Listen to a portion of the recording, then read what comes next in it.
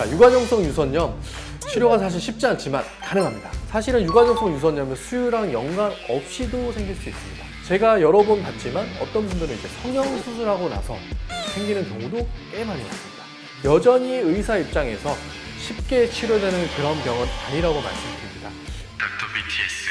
안녕하세요. 닥터 BTS 김주정 원장입니다. 자, 이번 시간에는 제가 유관용성 유선염에 대해서 말씀드리려고 합니다.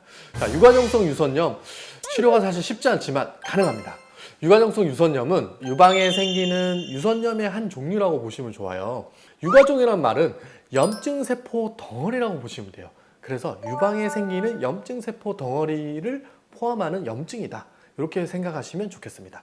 자, 보통 유선염은 우리가 수유 중에 발생하는 유선염을 제일 먼저 떠올리실 텐데 사실은 유관용성 유선염은 수유랑 연관 없이도 생길 수 있습니다. 자, 유관용성 유선염이 생겼다. 어떤 증상이 생길까요? 우선 대부분의 환자분들이 되게 아파합니다. 아프고 붓고 염증 생겨서 빨개지고 그리고 유가종이라고 부르는 단단한 멍울이 유방에 만져지게 돼요. 그리고 얘네들이 더 심해진다? 안에 고름이 차는 그런 경우도 발생을 하고요. 유관용성 유선염이 왜 생길까요? 사실은 아직 원인을 명확하게 모릅니다. 그래서 원인을 모르는 게 가장 많고요. 두 번째는 호르몬의 변화. 출산을 하고 나면 여성의 호르몬의 변화가 생기고요. 수유 중에 유선이 자극을 받아서 염증을 많이 만들거든요. 그래서 호르몬의 변화가 유관용성 유선염을 만든다는 가설이 많습니다. 그리고 세 번째는 자가 면역성 질환이에요. 그러니까 내가 뭘 잘못해서 생기는 게 아니라 우리 몸에서 우리 몸끼리 서로 투닥거리면서 싸우면서 염증을 만든다. 그리고 네 번째는 어떤 세균에 의해서 감염이 되거나 다섯 번째는 흡연, 담배를 많이 태우시거나 여섯 번째는 충격을 가하거나 외상이 생기거나 이런 경우에 많이 생기는데 제가 여러 번 봤지만 어떤 분들은 이제 성형 수술하고 나서 생기는 경우도 꽤 많이 봤습니다.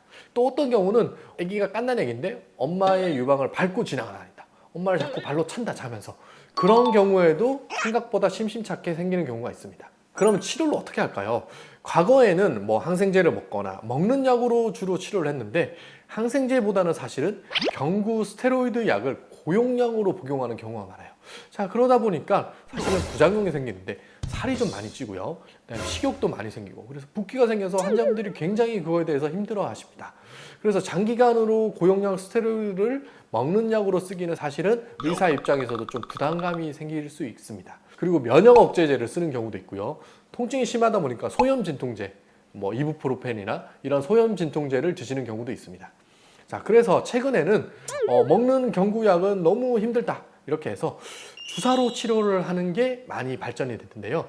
유관용성 유선염이 있는 부위에 직접적으로 스테로이드 주사를 시행을 하는 경우가 있습니다.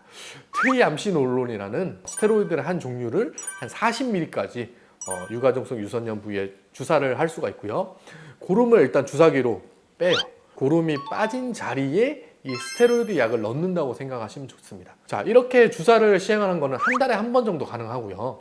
고용량 스테로이드를 먹는 거를 피할 수가 있고요. 우리가 수술적인 치료를 대체를 할 수 있어서 굉장히 효과적인 치료 방법이라고 말씀드릴 수 있습니다.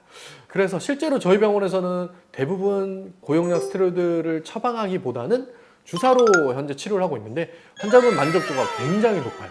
자, 수술적으로 치료를 하는 방법도 있는데요. 만약에 고름이 너무 많다. 그러면 주사기로 우리가 고름을 빼는 경우도 있고요. 때로는 피부에 너무 가깝다. 고름이. 그럴 때는 살짝 절개를 해서 고름을 밖으로 배출을 시키는 방법을 쓰고 있고요. 만약에 이런저런 방법으로 다 호전이 안 된다. 그러면 그 부위를 부분 절제술로 어느 정도 유방의 종양을 제거를 하는 방법을 쓰기도 하고요. 그렇지만 최대한 보존하는 방법을 추천을 많이 드립니다. 또 어떤 분들은 뭐 만모톰을 시행했던 분이 있는데 사실은 만모톰을 시행할 때는 국소적으로 제거를 하는 방법인데요. 이런 경우는 오히려 염증을 더 유발하기 때문에 사실은 추천드리지 않습니다. 유관용성 유선염 특성상 재발이 굉장히 많고요. 유방 여러 부위를 옮겨 다니기 때문에 환자분들이 자주자주 병원에 내원해서 적극적으로 고름을 제거하고 주사 치료를 해야 되는데요. 최근에는 이렇게 앞서 말씀드린 국소적인 스테로이드 주사가 발전을 하면서 다수의 환자분들이 경구 스테로이드 복용을 피하고 한 달에 한 번 정도만 병원에 오기 때문에 예전보다도 훨씬 덜 힘들다고 말씀을 하시지만 여전히 의사 입장에서 쉽게 치료되는 그런 병은 아니라고 말씀드립니다. 그러므로 유관용성 유선염이 발생했다면 꼭 숙련된 유방 전문의에게 진료를 보셔서 가장 빠르고 정확하게 치료를 하시기를 추천드립니다.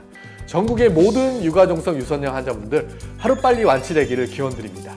지금까지 닥터 BTS 김준영 원장이었습니다. 감사합니다.